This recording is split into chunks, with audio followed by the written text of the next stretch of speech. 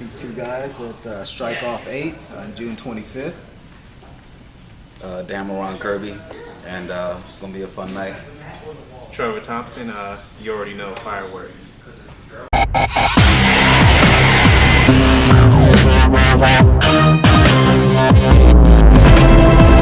You're waiting on your next door neighbor to make it happen for you. It may not happen. If you're waiting on your mother or your father, they may be so ancient in their thinking that they don't understand this opportunity that you have. And if you're waiting on them, that they never get done. You don't beg average people to be phenomenal. You don't beg good people to be phenomenal.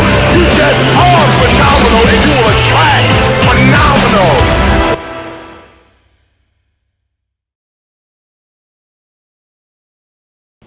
Hi, my name is Tacuma Robinson. I fight out of Evolve Academy, flyweight 125, fighting in the Strike Off 8 card on June 25th with my two training partners here. Dameron, Kirby, fighting at welterweight. It's going to be a fun night. Trevor the Beast Thompson, 155. I'm fighting June 25th on Strike Off 8, and definitely going to be fireworks for that blood. So June 25th, I'm fighting Kyle Staten, or Kyle Staten, I don't know how you pronounce it, but he's 6'2", fighting at 155.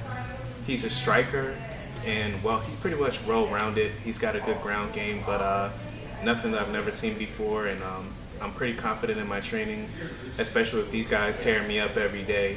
I've been traveling to other gyms quite a bit to get more experience, out Lloyd Irvin's, out in Virginia with Francois Ambang. So I'm pretty confident in my striking and my ground abilities. I got knockout power in each hand. So my kicks are amazing. I have a Taekwondo background. And when I came here, my whole game just evolved. Hence the school name Evolve. But I'm loving it. I'm enjoying the process, most importantly, not just looking for, that glory win finish, but the process is very important to me. And that's where monsters are really made. The real true fighters, the real champs, the real guys that do this every day, they grind and enjoy that grind every single day. They are a part of that process, and that's what makes them such beasts in the sport. Again, this is Tacuma Robinson. I'm fighting Timothy Wheeler out of Harlem, New York. He's coming down here.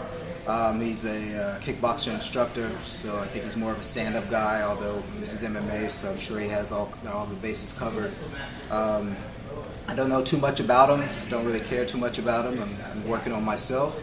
This is a lifestyle for us, so we do it all. I'm comfortable wherever the fight goes, and we're just going to get in the ring and mix it up and see who's the better man on the night. Dameron, the Bruiser, Kirby. I'm fighting JP St. Louis, and this guy's a brawler. Actually, he likes to get in there and just bang, and I'm perfectly fine with that. I personally don't think there's anybody in my weight class that hits as hard as me, so we can go toe to toe, man. Have a good night. Looking forward to it. So, just a little bit when I was talking about what really creates us, what really makes us different than anybody else, total, complete, different creatures. Man, we have so many hours that we put in a week with training. I mean, it'll be 4 3-hour days. Sometimes some of us do twice a day. And that's on top of having a full-time job, maybe even having a family. Some of us are fathers in here.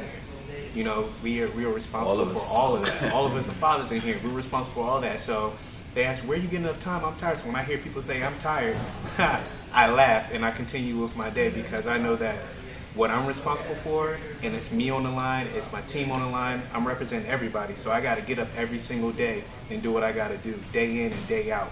It's a grind, it's a hustle, whatever you want to call it, wherever you come from. It's no excuses. No matter where I came from, no matter how much food I got that day, it doesn't matter. I need to make sure that I'm doing everything in my power that I'm going to be successful, and it's all on me. It's no finger pointing at anybody else but myself. I got into martial arts really late in life. It became a passion of mine. Joined Evolve Academy and haven't looked back since. I think that what I really like about the sport is that you're naked in there. You don't get to come in there with the team. You can't ride anybody's coattails.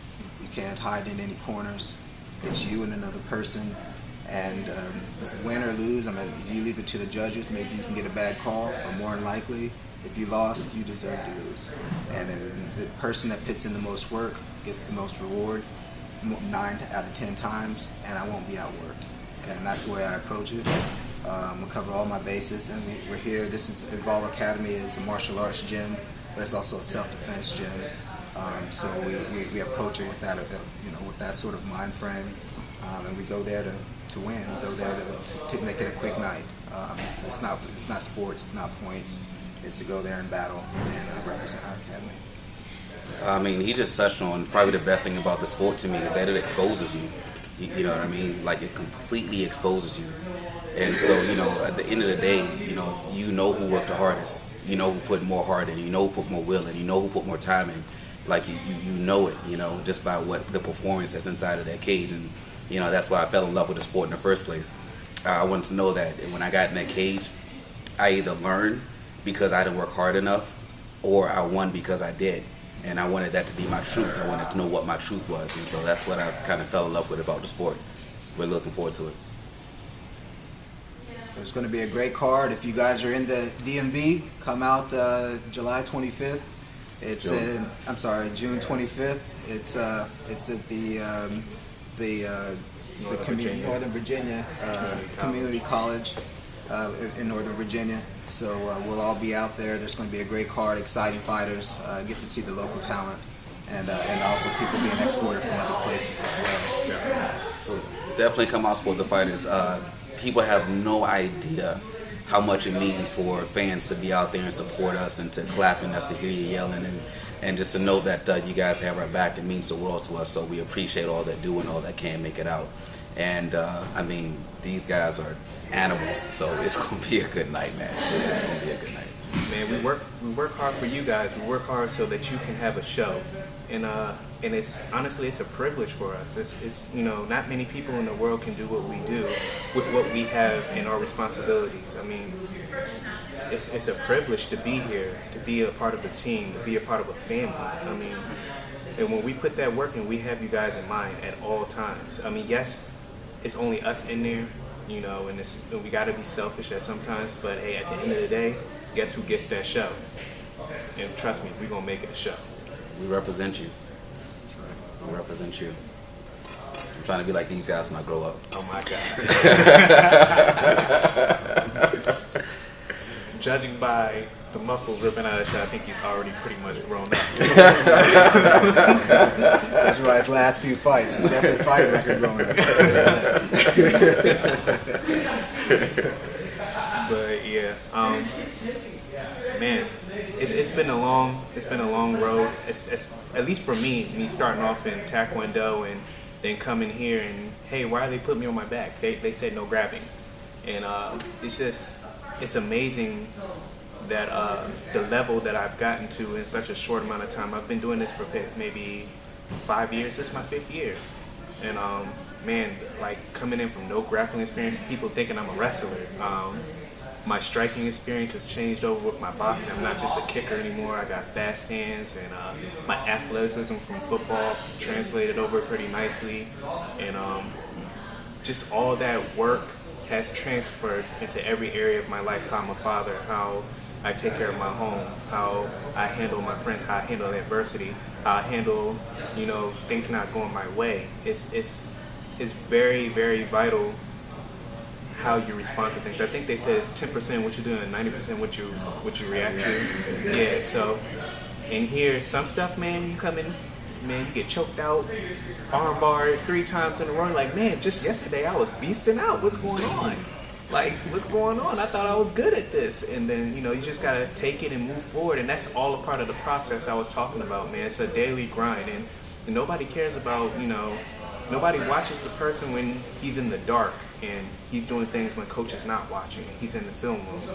He's watching other fighters. He's watching the best fighters trying to emulate. And that's part of that grind process, that's very important. That's that extra work that nobody thinks that you're putting in. That's that no sleep at night where you're up at 1 o'clock in the morning. You're supposed to be going to work at 5 a.m., but you're sitting there, trying to study and get an edge on your opponent. So, you can show your family and everybody what you've been working hard for, what you go to the gym for, what you've been spending all that time away for. So it's you gotta love it. it's got to be in here. You got to love it. Yeah, he spoke on it. It's a passion for all of us. It has to be a passion for anyone in this sport, because this is not a sport you play around with. It's just not that way. You can get hurt. It is a dangerous sport. But when it comes to the grind, I don't know if people really realize how much it takes. I mean, I can just speak for me. I mean, just even this morning, I'm up in the hills and back in the country, you know, running these trails, running 6 miles. Yesterday sparring, and we haven't even started our camp. Our camp starts tomorrow. Right. We trying to get ready for camp. Right. So and then when the camp starts, it's just a grind, and they make it a grind here for you. You know, they make sure that we're prepared.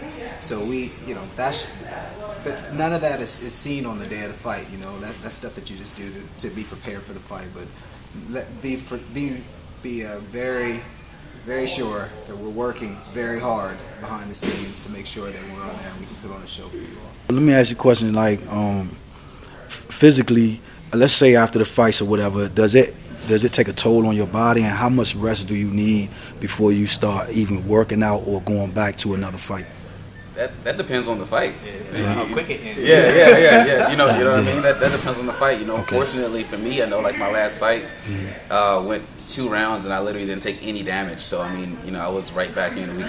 That week was just because training camp, you know, it's so real. Your body just kind of needs to recover from that overdose in training. So it's not even the fight; it's just the training. Just let your body get a breather. You know what I'm saying? But then, you know, sometimes you're going to take more damage. It's a tougher fight. It's more of a grind, a brawl, you know, and so it just literally depends on when each individual fight. Yeah, and besides that, you have weight cuts that you have to do, and that's where you have to make a certain weight. You have a contract that you have to make a weight, and you know, combat sports, for whatever reason, it is what it is. Everyone has to drop weight. And so you have to, after the fight, you typically have to give your body some time to recover from a hard grind, all the knocks, and there's also the weight cut, and losing so much weight and coming back up. You got to let your body sort of normalize. So I would take a little longer, you know, just to make sure that long-term health is okay. If everything's okay, and you can start in a couple of months afterwards for another fight, or people jump in. I mean, Dameron, you know, he likes to fight. He will jump right back in there. You know what I mean? But I'm a little more of a slower pace than he is. But yeah, it depends on the fight, and it depends on how your weight cut went and how you got bruised up in the fight or in the camp itself. Okay. You always get banged up in camp. Like, it's very rare that you get to your fight, you know, without some minor, you know, tweaks and bumps. Yeah, bruises and little small injuries, and you know, that's just how hard you work. I question how hard you work in camp if you make it to your fight without those things. Yeah, I question that. How long is camp? Well, we're starting a 7-week camp now, okay. But some people start 10 weeks, some people start 6 weeks. So it kind of depends on your body and you know. I typically like 2 months. I don't like to go too long because I cut a lot of weight. My weight cuts, I'm pretty big in my weight class. I do 155. I walk around probably 178. So I cut a lot of water out at the end of that week, and so I try to get all my strength and condition, a little periodization schedule, and all that time in, you know, early on, so that I know when I get that grind, I'm only working technique when I'm really, really tired and I'm winning with my technique. And then it's time to cut that weight. Boy, I'm cranky. And just to be clear, we're always training.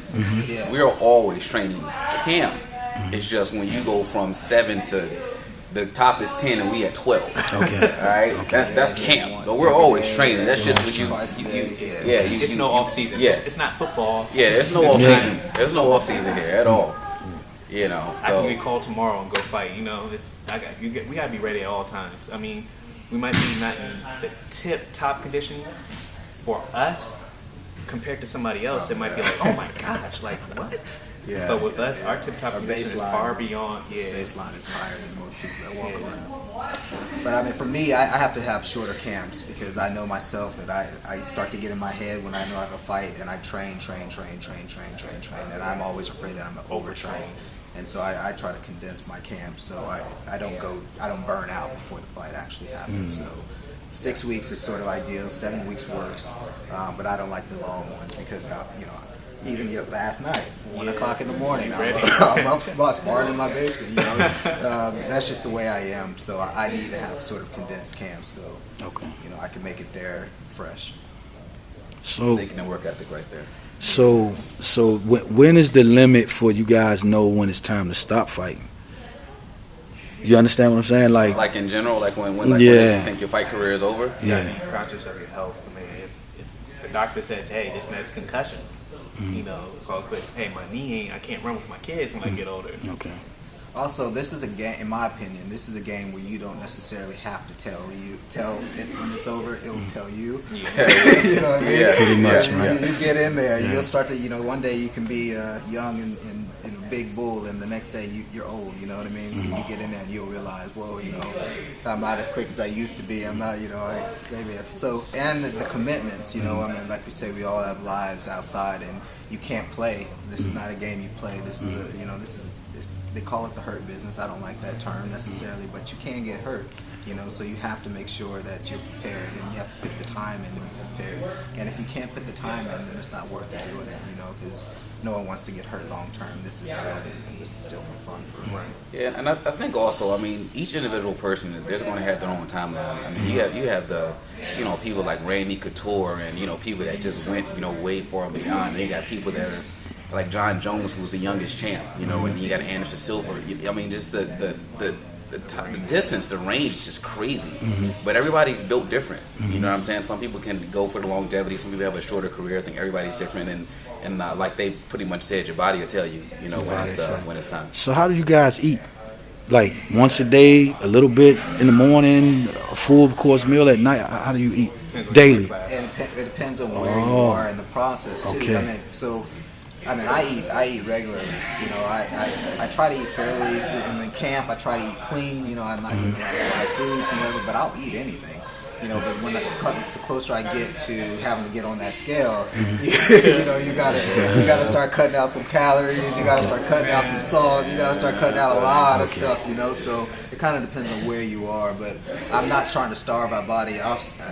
Another thing is when you're in camp, you are working so hard and losing so many calories that you have to make sure that you're fueling your body. So it's sort of a double-edged sword, and you figure out what's good food and what's okay for you to eat.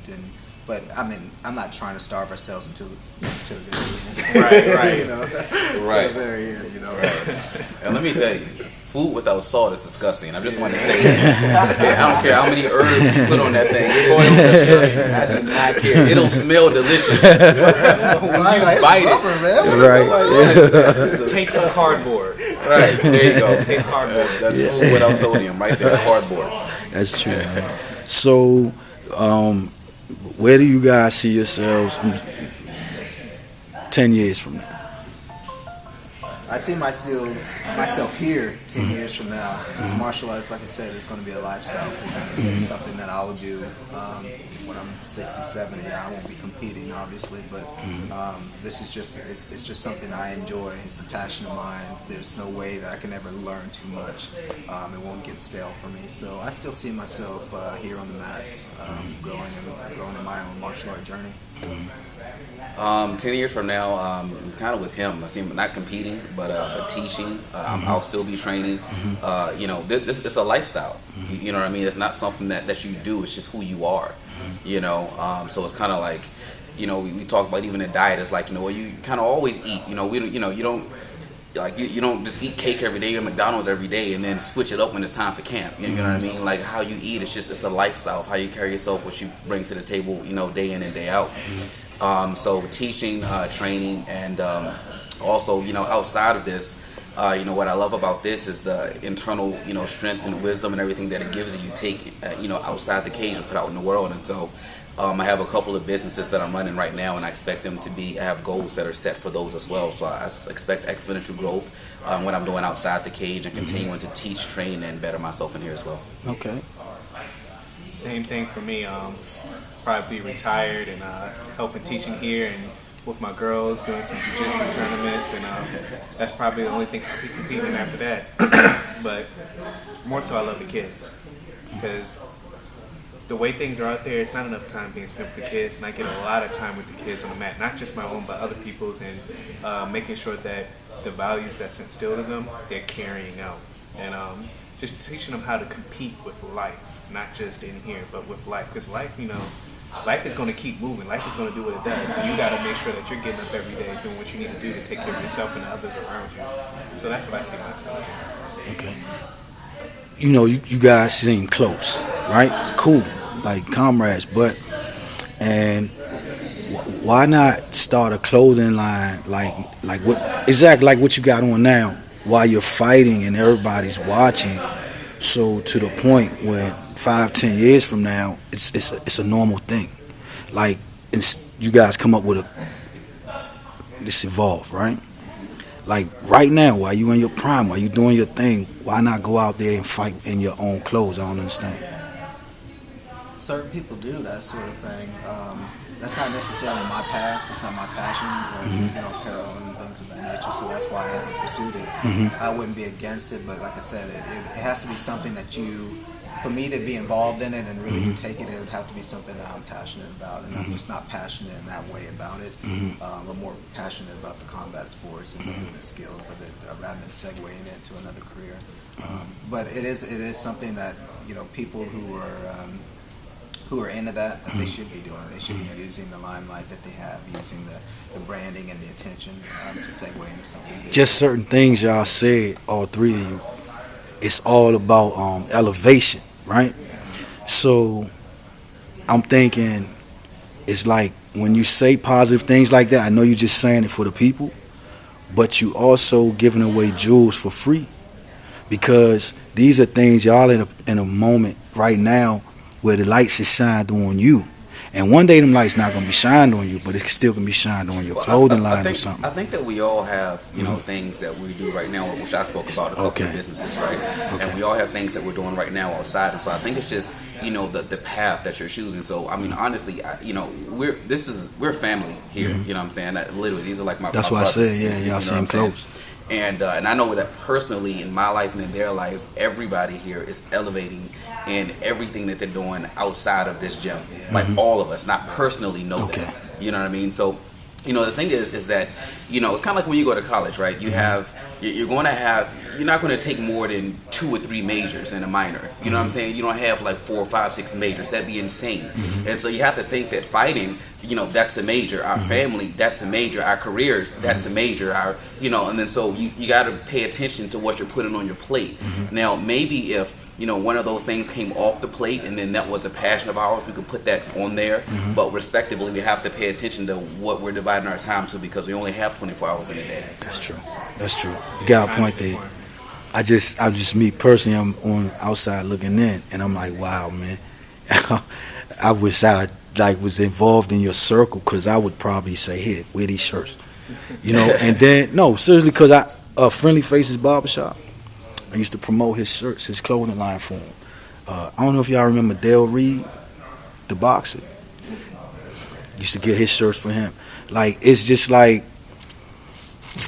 it's an easy thing for me, but I understand what you're saying, because I do got a lot on my plate, so I totally understand that. Yeah, because if we're going to do something, like, you got to do it. You're not going to have... But I'm thinking, like, maybe we can do something together. I mean, if you guys co-sign it, then I'll start it. I mean, it's something we can definitely discuss. Yeah, later on in the future, but just think about it, right? For right now, because I would love to be pushing your brand right now. This is the perfect time. I'm an older dude, so I can see what I'm looking. I really can see it. I'm like, damn, if they could do this, do that, do that. But man, you guys are doing great, man. I'm serious. Like, Positive Brothers just doing their thing, man. And that to me alone makes me feel like the struggle forward was not that bad watching you guys, you know what I mean? Even to my point, standing here with a little camera, it just seems like everything's all right, just watching you guys as you sacrifice your body parts and your mentality, everything to give people entertainment. And this is some heroic stuff to me, man. You know what I mean? So maybe not to you, I don't know, because you do it all the time, but on the outside looking in, man, you guys are like heroic. Seriously, man. We appreciate it, man. And we appreciate you coming out here and doing this for us, man. And being in our corner. I mean, that's the least I can do for you guys, man. Yeah, because me growing up, a lot of youngins like y'all age, I didn't see a lot of you guys. They didn't exist really. They did, but it was in certain sections. little pods. But watching, when I was looking at the strike off and all, I was like, man, this is a big thing right here. This is not small at all. And just sitting here talk, and you guys seem humble, calm, just secure in your mind. You know who you are and all that. That's a beautiful thing coming from somebody that used to run around the 80s, you know what I mean? So trust me, that's a beautiful thing. So you guys got to keep up the good work, man. But any last things you guys want to say towards the people, because obviously this is a whole show. So we got a couple more minutes. Let's see what we can do. Pull up, man. Talk to the people. I know you got something. Any shout outs? Anything? The only thing I would say is not a shout out. I would just say follow your dreams. One thing that I've learned through martial arts, and like I said, I got into martial arts at an older age, is how mentally tough you can be, and how if you become mentally tough, how far you can take things. I think we all, maybe I think it's all combat sports, but definitely as a mixed martial artist, you're used to troubleshooting things, finding obstacles, trying to overcome obstacles, and that's just how it is. You have to learn so many different things in such a small period of time that problems are just problems. They're just something you get past, and it becomes a mentality. And I think other people should think that way. I have my daughter on these mats for that reason, just for that reason, so that she can be mentally tougher. So when she has to deal with her life and different facets of her life, she knows that this is not the end-all be-all. She can get past it, and she can deal with adversity. So I would just tell them to, keep your head up, keep a positive attitude. It goes, what you put out in the world does come back, and never say it's over. Just keep going. Everything will get better if it's not already there. Okay. You only got one life, man. So if you got a dream, you got something that you really want to do, is eating at you at night, it's pulling on your heart, man, get up every morning and ask yourself, what did I not do? What can I do today to make sure that I'm going towards that dream? And maybe what's in your mind is not where you're supposed to be, but I guarantee you get up every day, you do something, you start chipping at the bit, you're going to end up in the place where you're supposed to be. And your life is going to be magnificent. You're going to be happy. The only time you're going to be spiritually dead, the only time you're going to be dead in life or not living, is when you don't do anything about how you're feeling inside. You got to get up, you got to go do it. You can't say it. The only way to face it, faith is dead without works. So you got to go do something. If you got faith, you got to go do it. It's an action. It's a mindset. You got to tell your body, you got to tell yourself to do it. And they already pretty much hit on following your dreams and moving forward. So I'm not gonna keep beating that stuff.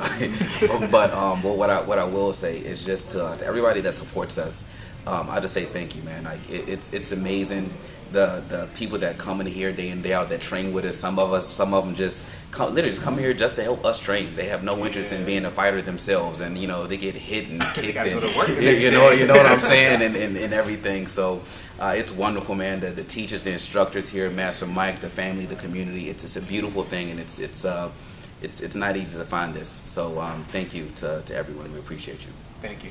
Thank you.